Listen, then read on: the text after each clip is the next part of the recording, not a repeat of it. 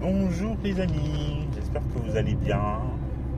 Ça fait un moment que je ne me suis pas adressé à vous et je voulais partager avec vous quelque chose. Je pense que tout le monde, de façon critique, peu critique ou de façon totalement élogieuse, selon où l'on se trouve, suit l'équipe de France et son actualité. Et je voulais donc profiter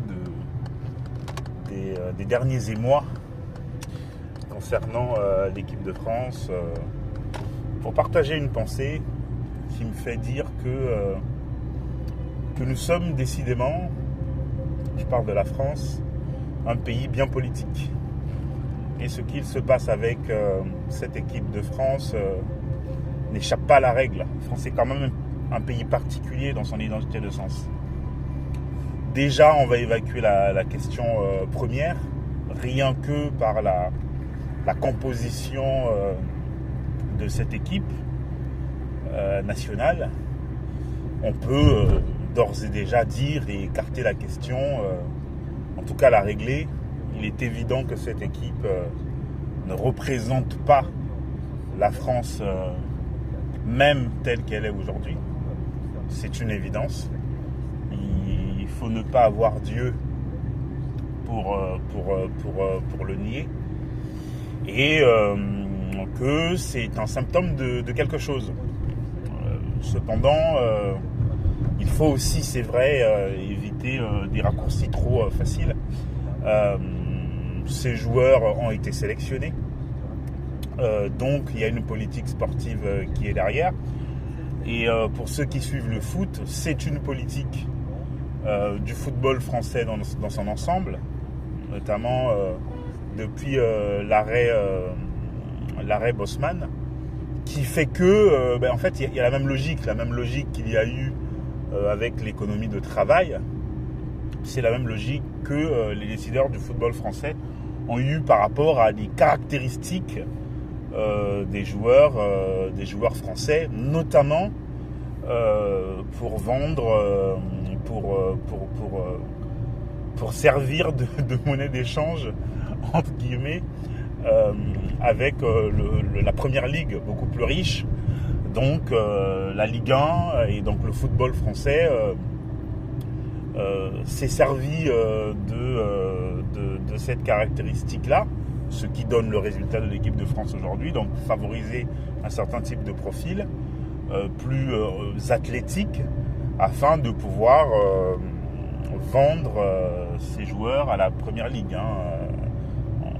D'ailleurs, le terme Farmer League employé par les Anglais vient de là. Donc ça, c'est la première chose. Donc, moi, j'en veux pas aux joueurs spécifiquement. On peut constater, on peut le déplorer, on peut le souligner comme étant un symptôme qui est une évidence. Mais bon, vouloir à cette équipe là, en plus qui ne se comporte pas mal de cette politique-là, moi je ne participe pas à cela. Quand les gens sont critiquables, Kylian Mbappé avec son petit ange, etc., il n'y a aucun souci. L'équipe de France en 2010 en Afrique du Sud, c'est 2010, hein, c'est bien ça. Certains comportements, c'est une évidence. On peut souligner des choses sans rentrer non plus dans d'autres extrêmes. C'est-à-dire, d'autres extrêmes, entendons bien, je ne traite pas ceux qui pensent ainsi d'extrêmes. C'est juste que je trouve que c'est hors de propos, là en l'occurrence ici, sauf à souligner l'évidence, naturellement. Donc déjà, par sa composition, l'équipe de France, on voit déjà un message politique. Et donc ce message politique agite tous les bords, agite tous les bords, c'est-à-dire que les pros vivre ensemble, c'est génial, regardez le vivre ensemble. Bon, là il n'y a plus trop le vivre ensemble, il y a un entre-soi assez frappant quand même. Et ceux qui on peut faire porter, je trouve ça un peu trop facile, le chapeau à ces joueurs-là, ils sont la conséquence d'une politique, ils n'en sont pas eux responsables. Aussi, ils vont souligner, cette équipe colorée de façon monocolore, quoi. C'est vrai que c'est questionnant. Moi, et puis il y a des gens qui sont plus ou moins dans ma position. Je souligne aussi cet état de fait-là. Il y a aucun souci. Si on veut parler politique, je trouve que la politique française doit changer de ce point de vue-là, parce que au-delà de la caractéristique physique que je soulignais, il y a aussi les caractéristiques, il y a aussi d'autres phénomènes qui sont entrés en jeu, dont la religion, entre autres. Donc on a eu le même phénomène qu'on peut observer dans la société, c'est-à-dire l'emprise islamo-arabo-africaine avec une forme de pudeur et de laisser-aller, et même de refus, puisque les Français de souche évitent, comme c'est le même phénomène qu'il y a eu dans les banlieues, notamment. Donc les Français de souche vont éviter à cause d'une forme d'entre-soi et d'une forme de comportement. Donc ça, on peut en parler sans forcément faire porter le chapeau à cette équipe-là. Et puis il y a des gens comme moi qui sont plutôt dans un rapport... moi je suis dans un rapport de symbole. Il y a ce symbole-là que j'ai souligné, mais il ne faut pas oublier, et ça je le dis à beaucoup de camarades qui disent oui, mais l'équipe n'est pas représentative de la France. Donc ça c'est vrai, mais elle représente toujours quand même la France. C'est-à-dire qu'il y aura Maroc-France jeudi, et les Marocains en face, ils ne vont pas se dire qu'on a battu des Africains. Dans le symbole, dans leur esprit, ils sont toujours... c'est la France qu'ils vont battre. C'est ça qu'il faut comprendre. Et donc, ces remous-là, ça va être contre la France. C'est pour ça que moi, je reste sur une position de symbole. Donc, vous voyez déjà qu'on a passé 7 minutes là à parler de politique. Excusez-moi.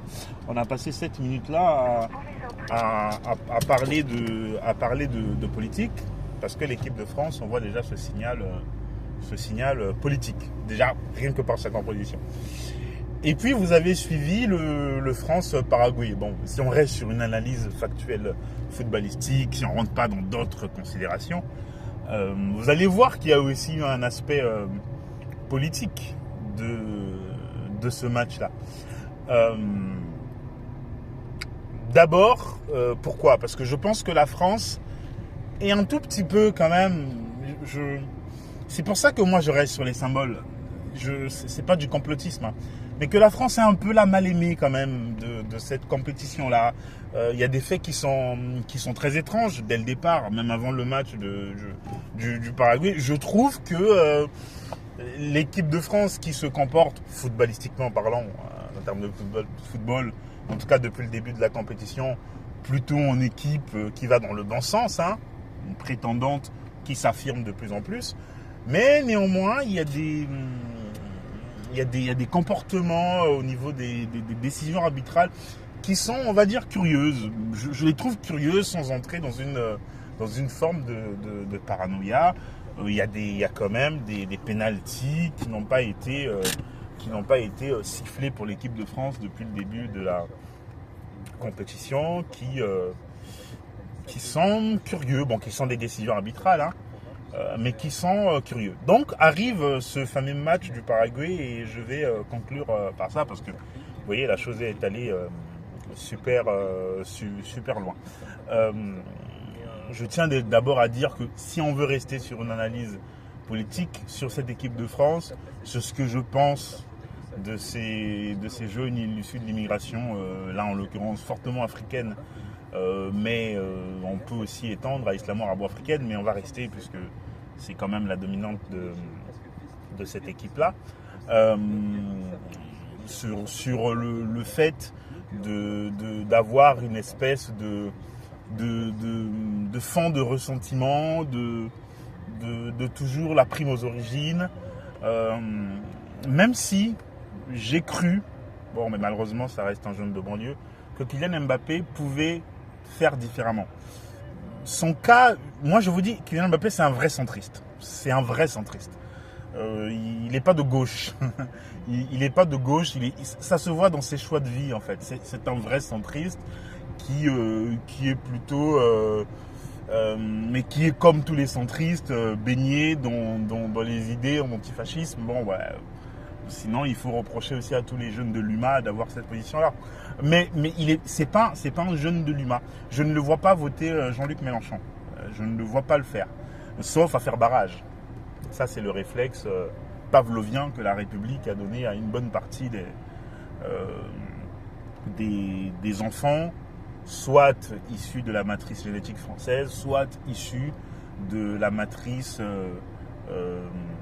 intellectuelle de ces 50 dernières années en France, voire au-delà. Donc, c'est un produit de cela. C'est un produit de la République, grosso modo. Voilà. Mais il est centriste. Il est très très au centre. Je ne le vois pas voter. Je pense que, par exemple, je vous donne un exemple, je pense qu'il serait capable de voter un Retailleau. Ou un Retailleau ou un Édouard Philippe. Je le vois capable de le faire, ou un Glucksmann. Voilà. Il est dans cette sphère-là. Et donc, il est très ambigu. Moi, il m'a déçu de toute façon parce que pour l'avoir suivi plus jeune, je pensais qu'il allait avoir une autre trajectoire. Parce que ce que je voulais, je me disais que quelqu'un comme ça, qui avait une trajectoire, qui allait avoir une renommée, acter une bonne fois pour toutes, prendre fait et cause pour la France, ça aurait été un symbole. Il aurait détruit beaucoup de digues, etc. Ce qui peut être positif, et il aurait décomplexé le sujet de l'immigration. Parce qu'il faut décomplexer, dépassionner le sujet de l'immigration. Il y a trop de passion autour de ce sujet. Moi, c'est complètement dépassionné. Voilà. Vous voyez mon visage. Hein. Donc, c'est totalement décomplexé. J'en parle comme ça face à vous. J'en parle comme ça en privé. Je ne change jamais de discours. J'ai toujours tenu ce discours-là. Mais voilà, je faisais un peu des projections sur ce garçon pour se dire que, pourquoi il prendrait pas fait et cause comme ça aurait été un symbole fort, je pense, pour dépassionner la question de l'immigration. Bon, bref, revenons-en au match Paraguay, France-Paraguay. Je pense que ce match, ceux qui l'ont suivi, footballistiquement parlant, donc on voyait bien que les Paraguayens étaient là pour faire sortir l'équipe de France de ses gonds. Et moi, je vais vous dire pourquoi. Et je vais vous dire pourquoi ça renforce encore l'idée que la France est un pays politique. Vous allez voir, il y a des symboles qui sont particulièrement intéressants. Donc, ils sont venus avec cette idée de, pas pour jouer, mais pour faire dégoupiller l'équipe de France. Et vous allez voir que tous les commentaires qui ont suivi par la suite, que j'ai pu lire, parce que ces derniers temps j'ai lu beaucoup de choses, que ce soit des gens proches de la presse paraguayenne. Aujourd'hui, via les réseaux, on peut maintenant faire traduire les choses. Bon, j'ai trouvé ça très intéressant. Et tous parlaient d'un même sujet. Ça a commencé avec le gardien de but Chilavert, le fameux Chilavert, on se connaît, ceux qui suivent le foot en tout cas, qui commence par dire, vous voyez, qui répondait à Christophe Dugarry en disant que, vous voyez, oui, Christophe Dugarry, nous, à l'époque, on a joué contre des Français, là, on va jouer contre des Africains. Vous voyez que ce sujet d'un Chilavert qui est très loin résonne encore à nouveau. C'est-à-dire que l'image de ce qu'est devenue la France, c'est-à-dire le sujet politique français dans l'ère identitaire dans laquelle nous sommes, parce que je crois fermement que nous sommes au bout de l'histoire et que nous sommes dans une ère identitaire, parle. Et donc la France, dans ce combat identitaire, devient une espèce de contre-modèle. Et parce que la France est une espèce de contre-modèle, de par sa position dans l'histoire, par la façon dont il irradie, en fait, la France devient la cible. La France, hein. Entendons-nous bien, je parle de la France. Et c'est pour ça que vous allez comprendre certaines de mes positions. C'est des réflexions aussi sur le nationalisme et autres. Bref, il y a plein de sujets qui s'emboîtent là-dedans. D'où mon tweet de tout à l'heure d'ailleurs, à raison comme à tort, dans le bien ou dans le mal, mon pays, quoi. Ça sera toujours mon pays. L'idée de corriger les torts du pays en interne naturellement, mais il faut jamais laisser dans une optique nationaliste. Mais je le dis, mais je sais que c'est inentendable aujourd'hui. Il ne faut jamais laisser, de mon point de vue, humblement, excusez-moi, mais il ne faut jamais laisser dans une optique nationaliste, en pensant que cela sert votre cause, laisser autrui marcher sur votre nation. Quand vous permettez cela, ils vous marcheront dessus quoi qu'il arrive. Ça, que vous changez le paradigme de le faire. Il faut faire respecter l'idée de la nation. Voilà, tout simplement. Et je sais que c'est pas dans l'air du temps, malheureusement. Donc ça a commencé avec Chila Verte. Et en tout cas, moi, c'est ma position. Ça a commencé avec Chila Verte. Et donc, l'équipe du Paraguay est arrivée dans ce match-là avec une idée préconçue. Une idée préconçue de ce qu'est le symbole de la France. C'est-à-dire qu'ils ont analysé l'équipe. Ils ont vu l'analyse que j'ai faite au départ, qui est une analyse factuelle. C'est-à-dire que on a en face de nous des jeunes de banlieue. On a en face de nous des jeunes de banlieue. On a en face de nous le symbole du grand remplacement. On a en face de nous le symbole de l'insécurité en France. On a en face de nous un certain caractère qu'on identifie parce que les problèmes français dans cette ère identitaire sont pleinement connus. Donc quand ils arrivent face à cette équipe de France, c'est avec pour but d'avoir une réaction de jeunes de banlieue. Et c'est là où vous allez voir que c'est intéressant parce que tous les commentaires qui ont suivi par la suite, tout même dans le message de la sénateur, c'est-à-dire le rappel à l'origine, le rappel aux mauvaises manières, etc. Allez lire tous les comptes, tous les comptes, j'exagère, plein de comptes sud-américains ou paraguayens, vous allez vous rendre compte que ça revient fortement. Donc le plan de l'équipe du Paraguay, c'était de venir, d'avoir une réaction, c'est pour ça qu'ils n'ont pas joué au foot, c'était un match assez pénible à suivre, d'abord avec un arbitre qui laissait faire. C'est pour ça que je pense que la France elle a mal aimé et c'est pour ça que je pense que la France contre le Maroc, contrairement à ce que beaucoup croient, je pense que le Maroc sera avantagé dans le déroulé du match. Vous verrez ce que je dis et ça va être ça, si la France va jusqu'au bout, ça va être exactement ça. Voilà. Parce que la France, dans ce modèle, dans cette ère identitaire, devient un contre-modèle. Mais la France a toujours servi, dans le bien ou dans le mal, c'était un peu le sens de mon message, dans le bien ou dans le mal, a toujours servi de cette espèce de phare ou de fort, en fait, pour concentrer soit la proposition d'un modèle ou le fait d'être un contre-modèle sur lequel tous tirent. C'est un peu un destin tragique du fan français. Et c'est pour ça que ce sujet est intéressant et c'est pour ça que je voulais partager ça avec vous. Donc, ils viennent avec cette idée. Ils viennent avec cette idée d'essayer de provoquer ces jeunes de banlieue et donc d'avoir une réaction des jeunes de banlieue. Voilà. C'était un peu les sicarios contre la douane, quoi. Non, là, en l'occurrence, c'est pas la douane. contre Koulibaly, ou des aides mafia, etc. Voilà. C'était un peu ça le défi. Sauf que, et c'est là où c'est très intéressant, et c'est là où je pense que l'encadrement de l'équipe de France, notamment Didier Deschamps, qui a fait cette analyse fine, a bien joué le jeu. Qu'avez-vous remarqué des Français de l'équipe de France? Je ne vais pas provoquer Daniel Converson et compagnie de l'équipe de France, on va dire ça. Salut Daniel, c'est une blague.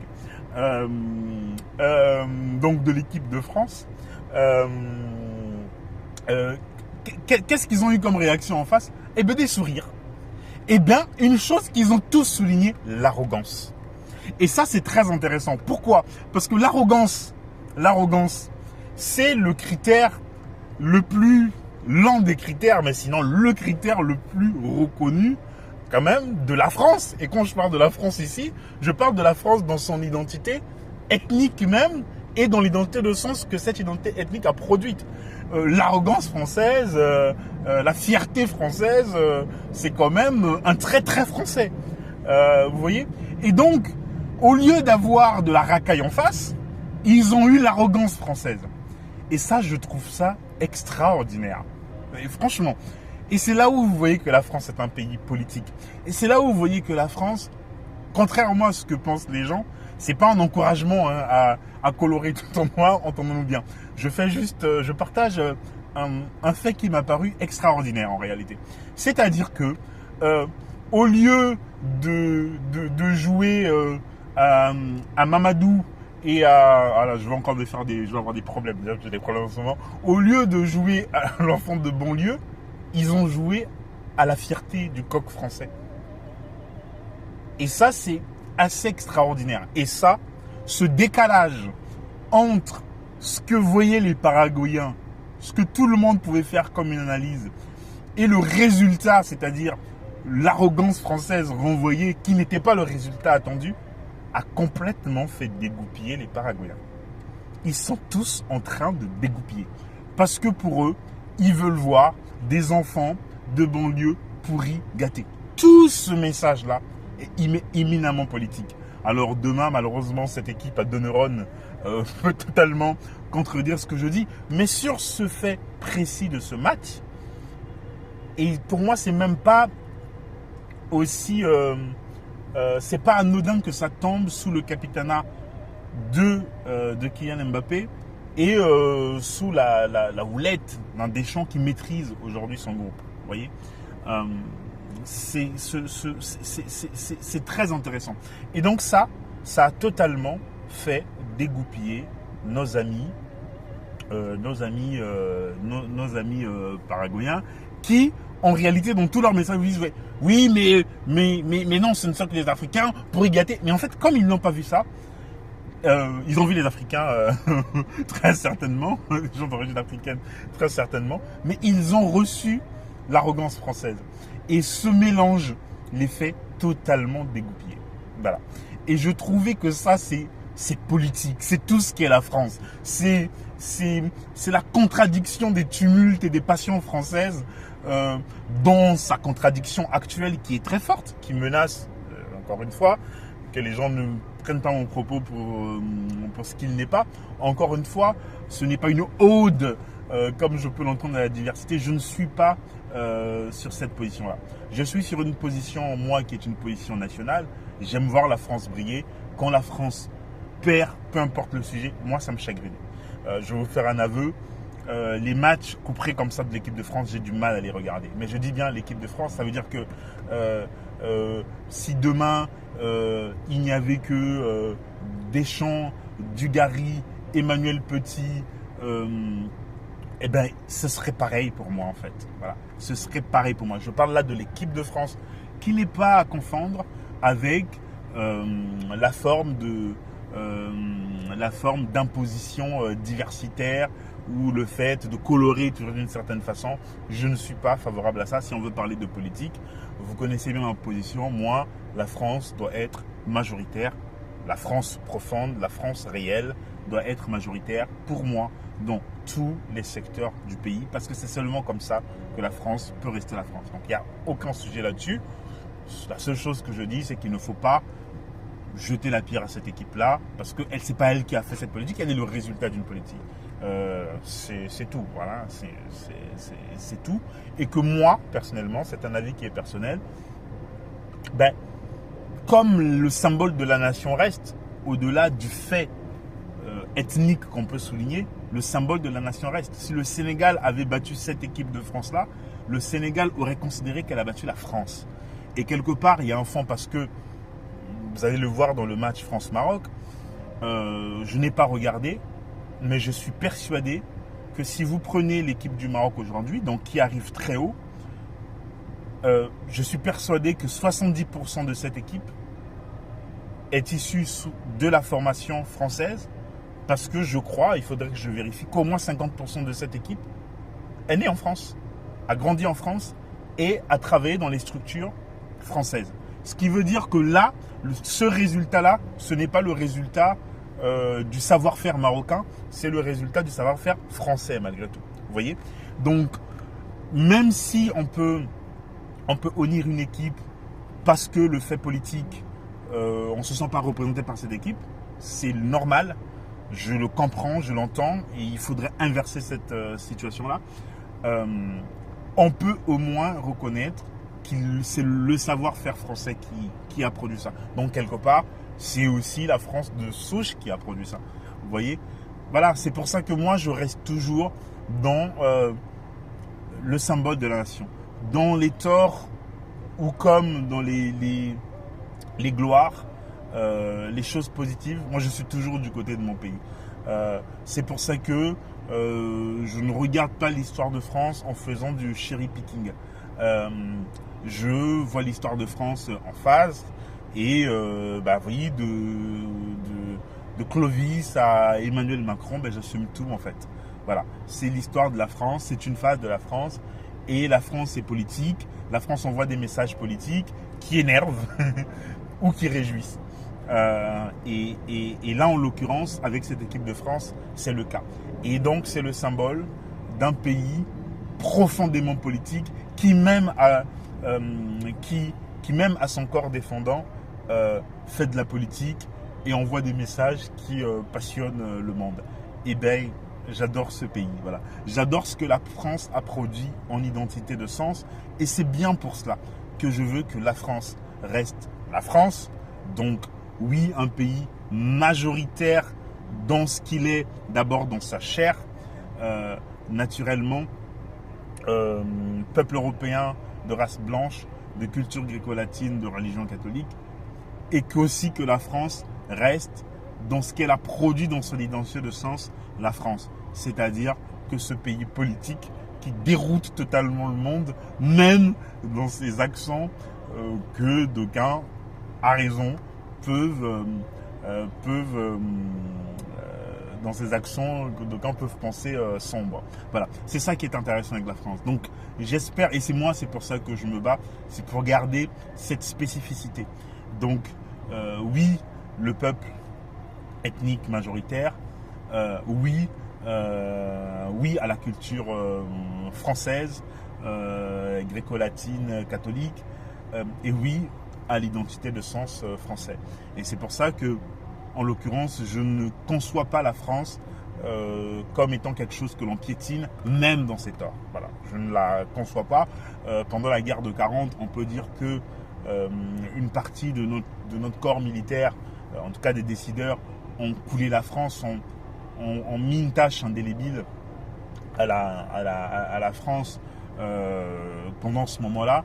Écoutez, c'est l'histoire de France. Il faut se relever de cela.